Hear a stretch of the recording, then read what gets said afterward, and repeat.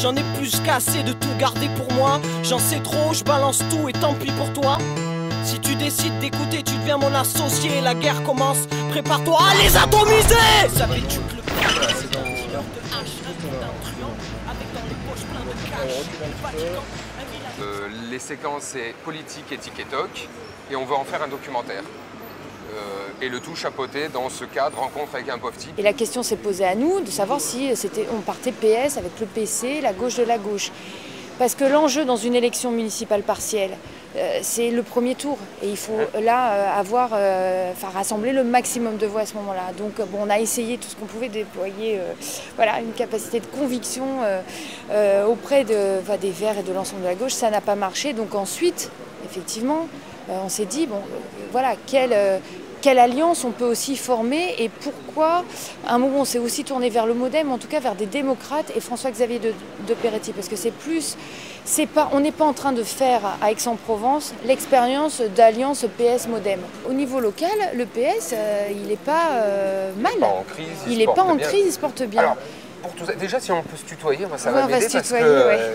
J'aime pas trop le... Voilà, nous, en allant dans la rue, ça doit faire peut-être la 15e ou 20e fois, c'est pas énorme par rapport au nombre d'habitants, mais souvent on nous dit ah, Medvedovski, monsieur 10%, il touche sur ceci, sur cela. Ouais, si vous nous dites ça et qu'en plus vous nous dites il a construit beaucoup de logements, s'il a touché beaucoup d'argent. Est-ce qu'il n'a pas touché? Vous savez, c'est quand même difficile pour nous. Qui dit la vérité? Qui dit quoi? Moi, je le connais, je travaille avec lui depuis 2001. C'est aussi quelqu'un qui m'a mis le pied à l'étrier, donné des responsabilités au Parti Socialiste et tout.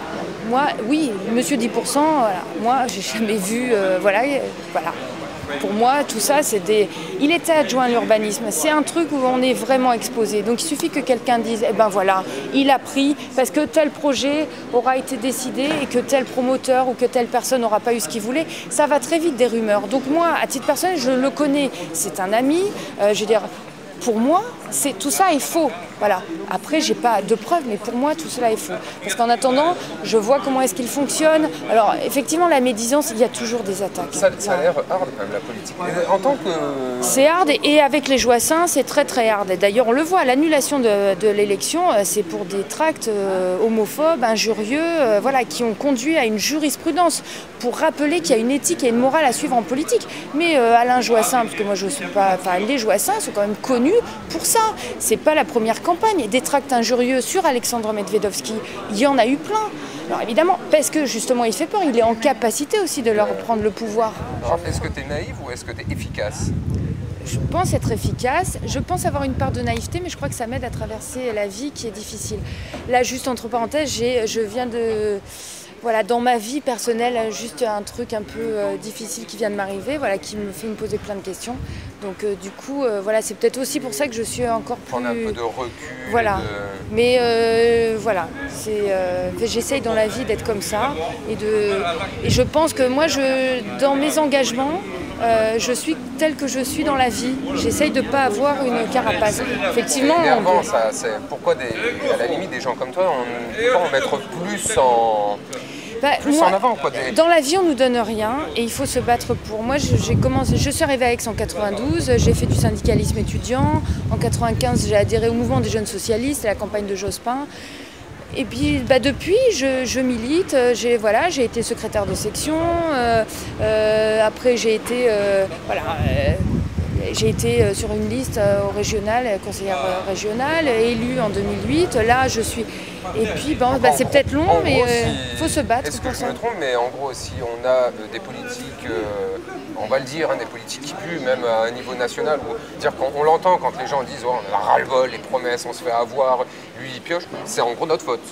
C'est parce qu'il n'y a pas suffisamment de citoyens qui s'engagent, qui est prêt à aller en restant clean du début à la fin.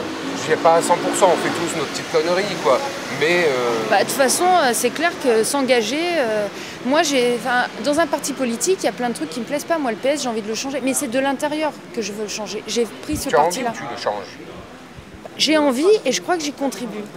Mais que c'est long. Moi, j'étais au nouveau Parti Socialiste voilà, dès 2003, parce qu'en 2002, pour moi, voilà, le fait qu'on ne soit pas au second tour, pour moi, c'est une vraie blessure et fissure aussi dans mon engagement.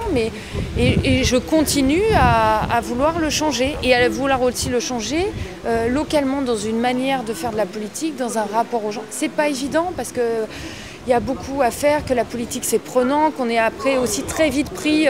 Il faut faire gaffe de ne pas se retrouver en décalage parce que très vite on est happé dans un truc où il y a de la représentation, il y a des machins, parce qu'après il y a aussi de l'efficacité. Il ne faut surtout pas perdre ce lien. Il faut toujours être rappelé à l'ordre. Et c'est pour ça que la démocratie participative ou des idées de jury citoyen, de compte rendu de mandat, tout ça c'est éminemment important. Et c'est des trucs forts qu'a porté Ségolène Royal. En ça, voilà, moi je l'ai soutenu et je continuerai en tout cas dans cette démarche-là de poursuivre là-dedans parce que je crois que c'est la voie. Sinon, la distanciation, la rupture du lien entre le citoyen et la politique va continuer de s'agrandir. Sauf qu'après, à quoi ça rime? Être élu avec, moi je veux bien les européennes, mais 60% d'abstention. Ouais, après, c'est sûr, hein, tu peux te dire, super, on a fait 22% bon, ou 14%. Voilà. Mais qu'est-ce que tu représentes? On va pas prendre trop de ton temps encore, c'est déjà, ça fait pas mal de temps. Est-ce que tu as un dernier message à passer aux Aixois ou quelque chose que tu voudrais qu'on diffuse de particulier, qui te tient à cœur? Non, je n'ai pas de voiture à vendre. Non, par contre, là, il y a un moment important, il y a une campagne électorale super rapide, on peut changer l'avenir d'Aix-en-Provence. Voilà. Et donc le 12 et le 19 juillet, il ne faut pas se planter, il faut aller voter, il ne faut pas s'abstenir, puis il faut voter pour nous. Bon, Fleur, Maryse m'a claqué la bise. Est-ce que j'ai droit avec toi? Oui. Oh là là. Ben, merci beaucoup et j'espère qu'on va pouvoir se suivre encore. C'est vrai qu'il y a peu de temps et c'est intéressant que les gens soient... Moi je suis un peu à la permanence sur des trucs que je rédige. Après cet après-midi, il y a plein de trucs. Ce soir à 18h, il y a la fête dans un quartier dans Cagnan, qui est un quartier populaire. Voilà, je sais pas. Enfin, moi, je suis dispo. Bon, on va voir. On veut essayer. Ben, on passera pour savoir un peu où vous êtes et venir presque un peu à l'improviste. Oui, c'est mieux. Voilà. Et que les gens, parce qu'on a remarqué qu'il y a un effet selon où on va, on sort une caméra et là, tout d'un coup, qui change. Les habitants changent même leur comportement. Non, mais complètement. C'est assez. C'est clair. Bon, on va te ramener vers là-bas.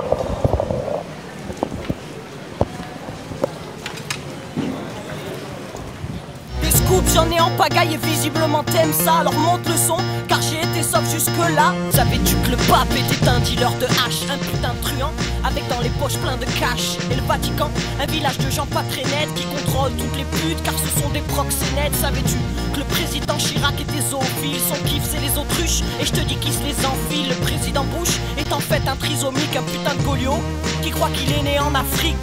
Savais-tu que Mimi Mati était une fan de baseball? Elle tape des home runs, putain elle se rend folle. Elle débuta avec son ami le magicien, celui à la petite sacoche qui craint des gains. Savais-tu que Paris Hilton était un homme? Son sexe mesure plus de 30 cm, non là je déconne. Oussama Ben Laden en fait n'existe pas, c'est Eddie Mitchell qui se déguise. Et oui c'est comme ça. Savais-tu que